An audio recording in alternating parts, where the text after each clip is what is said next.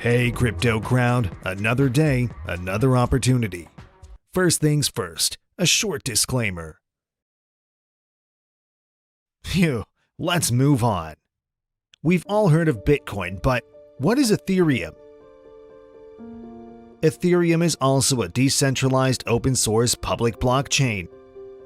It differs from Bitcoin because it implements a system that allows network participants to create and use a smart contract functionality.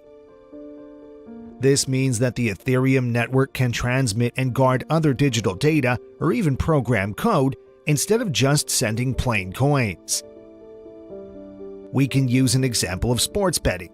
Alice and Bob make a bet where Alice bets that her horse will win the race and Bob bets that his horse will win, so they make a smart contract where they both deposit $10 each.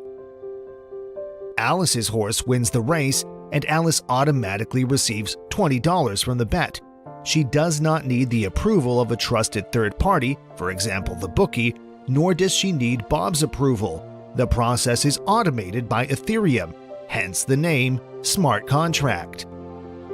The Ethereum platform uses Ether, its own cryptocurrency, to make it work. Ether is used to pay transaction fees on the platform. Ether is generated by the platform as a reward for Ethereum's mining process. Ethereum and its network are considered to be a second-generation cryptocurrency. Nowadays, Ethereum is trying to become a third-generation cryptocurrency by fixing its scalability issues as well as reducing its expensive transaction fees.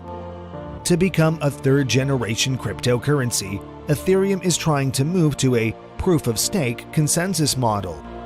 This future model is important and it is similar to what other, newer blockchains like Cardano already have implemented. That's been our short overview. Support our efforts by visiting our website